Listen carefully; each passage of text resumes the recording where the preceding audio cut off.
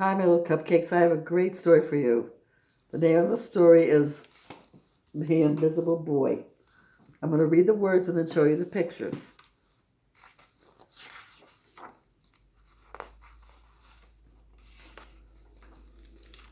Can you see Brian, the invisible boy? Even Mrs. Carlotti had trouble noticing him in her classroom. She's too busy dealing with Nathan and Sophie.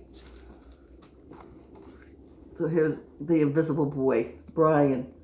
Miss Carlotti's too busy dealing with Nathan and Sophie to notice Brian. Nathan has problems with what Miss Carlotti calls volume control. He uses his outside voice too much. Sophia whines and complains when she doesn't get her way. Nathan and Sophie take up a lot of space. Brian doesn't. So here's Nathan and Sophie, and here's Brian. He doesn't take up a lot of space. He doesn't have an outside voice inside, and he doesn't complain. When the bell rings for recess, Micah and JT take turns choosing kids for their kickball teams. The best players get picked first, then the best friends of the best players, and then the friends of the best friends. Only Brian is waiting, still waiting and hoping. So they go out for kickball and they choose the best players and then the friends of the best players and the friends of the friends. And poor Brian is not chosen. He's waiting, and he doesn't get picked. JT glances in Brian's direction and just as quickly looks away. We've got enough players for each team, he tells the others. Let's play ball. So he looks at Brian's direction and then looks away and says, we have enough players. Brian walks away sadly. In the cafeteria, Madison and her friends talk about her birthday party. The rope swing over the pool was awesome, says JT.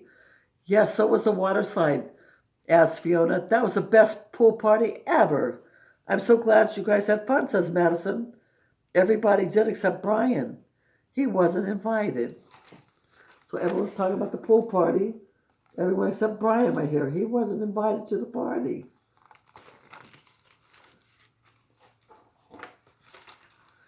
At choosing time, while the other kids play board games and read, Brian sits at his table doing what he loves to do best. He draws fire, breathing dragons, scaling tall buildings, space aliens locked in intergalactic battles, greedy pirates digging for treasure, and superheroes with the powers to make friends wherever they go. So Brian likes to draw, so he's drawing dragons and pirates and aliens and space and heroes, superheroes. On Monday morning, Miss Carlotti introduces Justin, a new student, to the class. Brian smiles shyly at him. Some of the other kids sneak looks at Justin, trying to figure out if he's cool enough to be their friend. They haven't quite made up their minds. So Brian's smiling shyly at him, and the other kids are checking Justin out. Excuse.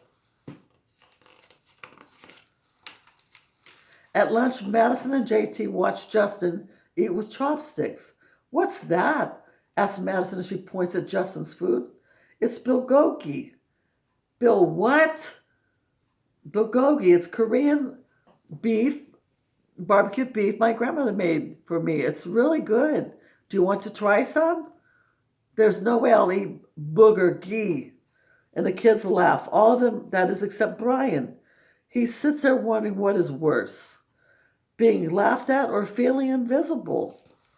So Justin takes out his food, is eating with chopsticks, eating the Korean bulgogi, and the friends laugh at it. And Brian's sitting there wondering what's worse, to be laughed at, made fun of, or to feel invisible.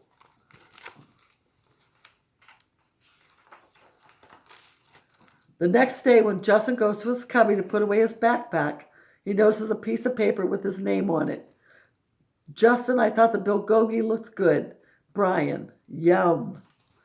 So Justin goes to his cubby, and he sees a picture that Brian drew for him. It said, I thought the bulgogi, the meat looked good. Brian's trying to make him feel better.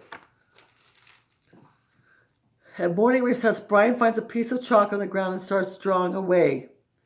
You're Brian, right? Yeah. Thanks for the note. Hey, Justin, Emilio calls out from the tetherball court. You're up next. Sorry, I gotta go, says Justin. By the way, that's a really cool drawing, he adds before taking off. So Justin comes over and thanks him for making him feel better with the note.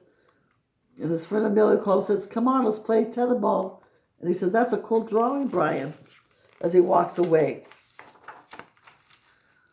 Back in class, Miss Carlotti asks the kids to team up in twos or threes for a special project. The kids scurry around the room to pair off. Brian heads towards Justin. I'm already with Justin, says Emilio. Find someone else. Brian looks at the floor, wishing he could draw a hole right there to swallow him up. Miss Carlotti said we can have up to 3 people in our group. We're only 2. Come on, Emilio, let him with us, okay? Okay, I guess. So Brian's going over towards Justin, but Emilio runs over and says, I'm with them. And then Justin says, come on. Miss Carlotti said we could have 3. Let him be with us. So Emilio says, okay. Miss Carlotti gave the class directions for the project. Your assignment is to work together to write a story about what you see in that photograph. Use your imagination and have fun. Whoa, cool, says Emilio. What kind of people do you think live in houses like that? I don't know, but I bet Brian could draw them to go with our story, says Justin. Brian smiles as he takes out his lucky pen. So Miss Carlotti gives him directions.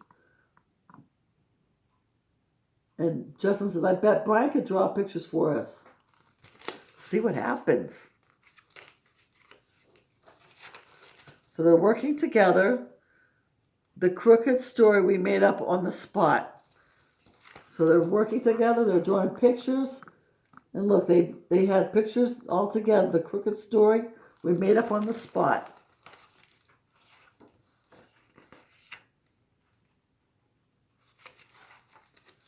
It's lunchtime again, Brian's least favorite part of the day. Another 20 long minutes of kids talking, laughing with everyone else but him. Brian, he hears someone shout, hey, Brian, over here. Brian turns and sees Justin waving him over. Emilio nods at Brian as he makes room for him at the table. Aww.